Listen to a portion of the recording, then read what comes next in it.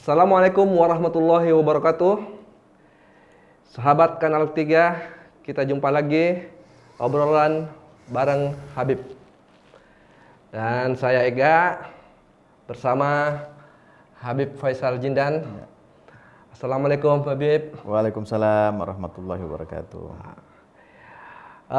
Untuk kali ini Habib, saya mencoba untuk mengupas tema kita selanjutnya ini tentang arogansi beragama.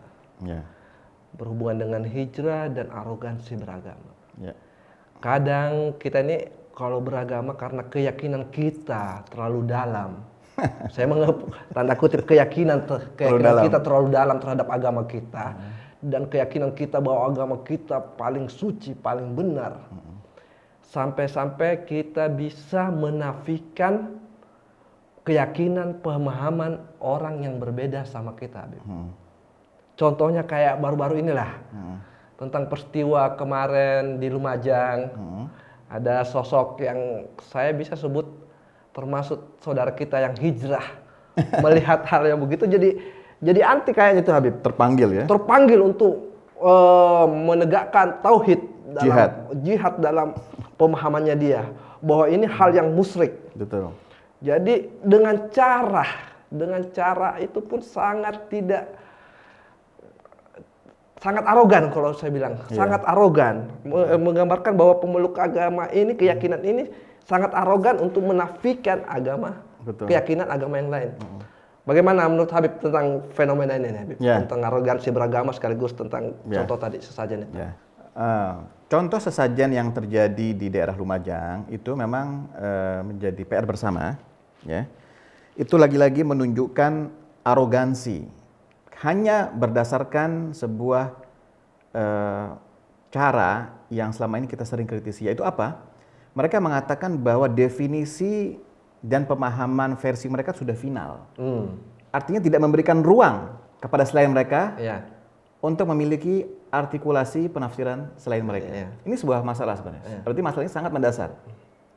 Ketika orang mengatakan definisinya dan versi sudah berbeda dan orang lain salah, muncullah aroganisme ini. Dan bentuknya yang paling nyata, salah satu contohnya adalah apa yang terjadi di Lumajang itu. Saya sekali lagi mengatakan, tidak ingin mengatakan bahwa kita tidak ingin membahas benar tidaknya sebuah sesajen, tepat atau tidaknya, bagaimana kedudukan hukum Islam itu lain. Kita anggap ini sebagai satu keyakinan orang tertentu, pemahaman agama tertentu. Apakah kita tidak punya hak untuk kewajiban untuk memberikan hak orang untuk menjalankan keyakinannya? Harusnya kan ada. Apakah Islam mengatur? Islam mengatur kok. Mengatur itu semua? Mengatur. Ini bukan soal benar atau salah.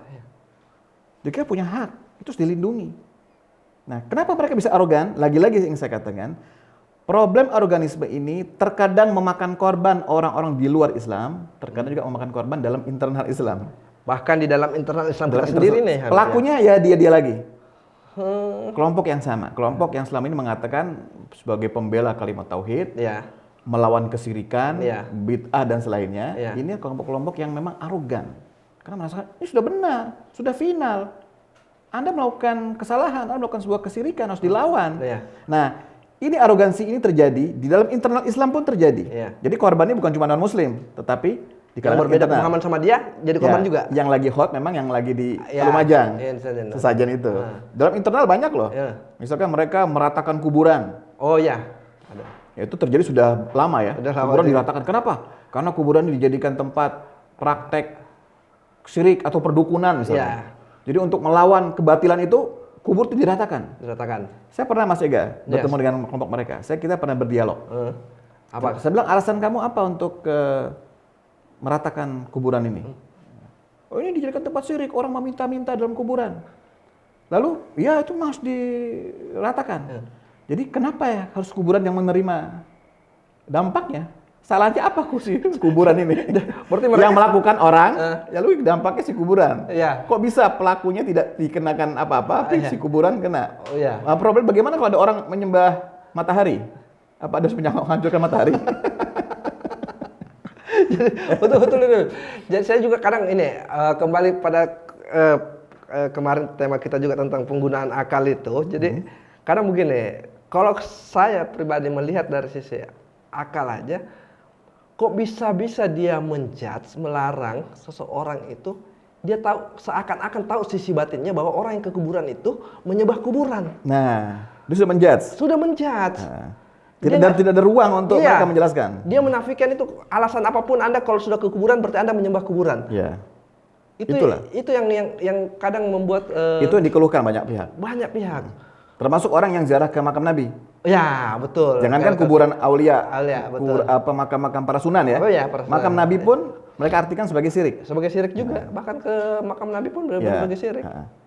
Sehingga orang harus diusir-usir. Harus diusir-usir. Kenapa tidak memberikan kesempatan kepada orang yang meyakini itu sebagai sebuah kebaikan? Kenapa tidak ada toleransi? Bahkan di depan makam Nabi pun tidak ada toleransi loh. Orang yang berbeda pendapat tidak diberikan ruang. Seharusnya kan kalau Anda meyakini dibolehkan, silahkan Anda meyakini, menjalankan sesuai keyakinan Anda. Harusnya kan seperti itu. Betul. Tapi tidak, harus sesuai dengan pemahaman dia. Yang di luar mereka dianggap batil. Betul. Nah, jadi saya ingin tegaskan sekali lagi, terkadang korbannya dari non-muslim, ya, tapi tidak sedikit korbannya dari internal. Dari internal kita sendiri. Pelakunya adalah orang yang sama, kelompok yang sama. Bahkan kita pun dianggap sesat, tapi kalau berbeda sama dia. Oh iya pasti itu sesat, itu karena memahami agama tidak seperti pemahaman mereka. Betul. Dan mereka berdasarkan kadang begini, Habib. Dia berdasarkan ini dalil saya begini, dalil saya begini. Semua punya dalil ya. Iya. Siapa yang nggak punya dalil? Anda mau bicara sama ajaran manapun pasti punya dalil. Tapi dalil beradu argumen kan harus ada pada ruang intelektual. Bukan ruang dalam cacian atau dengan cara-cara arogan. Kita nggak mempermasalahkan orang berdialog masing-masing menggunakan argumen dan dalil, nggak ada masalah. Itu harus kita junjung untuk menghidupkan pengetahuan. Bukan dengan bentuk aroganisme seperti itu. Seperti yang saya katakan, misalkan seperti orang yang teriak baca surat Al-Fatihah di telinga itu kan. Oh iya, betul. Iya kan? Apa itu dengan harus menerima cara mereka, kan tidak bisa seperti itu. Jadi betul. Ini yang tapi kendalanya nih Habib ya. Kadang kita mengajak mereka untuk dialog. Mereka beranggapan bahwa di luar mereka dalil-dalil yang saya pakai ini itu salah. Ya. Jadi itu yang saya sebut arogan. Jadi kadang memaksakan kehendak dalam arti kata sampai arogansinya itu mengeluar sampai mencela kita. Untuk lebih parahnya mencaci kita. Untuk parahnya lagi bisa jadi kekerasan fisik terhadap kita. Ya, dari kebencian verbal. Jadi tindakan. Dan itu terjadi? Sering terjadi. Sering terjadi. Dan ini termasuk fenomena hijrah ya? Oh, kembali juga itu fenomena hijrah ya. Satu lagi nih Habib, saya mau nanya ini nih tentang ini. Apa karena mereka beragama itu pengen secara instan masuk, tanda kutip nih, masuk ke surga dengan cara instan. cara instannya itu nggak perlulah kita belajar kitab banyak tentang tafsir, tentang asbabun nusul, mantik, balago dan sebagainya. Kita tinggal ikutin aja ustadznya, mubaliknya yang mengatakan ini begini, kita ikutin. Mas Ega, sebenarnya bagi orang tertentu dalam lapisan masyarakat tertentu memang nggak semua orang harus belajar seperti orang-orang pesantren yang memang dipersiapkan jenjang untuk menjadi guru ya, menjadi mu'alim atau menjadi ustadz, menjadi kiai. Memang tidak semua harus ke situ. Orang-orang awam dengan kesibukan tertentu, dengan profesi tertentu ya dia nggak perlu harus membuat dalam seperti itu. Cukup yang dasar-dasar saja sebenarnya. Itu memang kita nggak harus ya. Tapi yang kita permasalahkan bukan itunya. Bagaimana yang Mas Ega sebut tadi, aroganisme yang terjadi tubuh mereka itu cukup kuat. Jadi sangat kental sekali. Bahkan jangan sampai loh dalam kelompok mereka tuh manggil ustadz yang di luar mereka. Bisa itu sangat eksklusif dia. Dan saya pernah dicoret sebuah acara. Karena ada beberapa pertanyaan saya jawab dengan polos saya jawab, kemudian saya dicoret. Habib pernah mengalami gitu. Betul, pernah dahulu. Di kelompok yang sama ya. Itu arogan sekali. Jadi arogan begitu. Jadi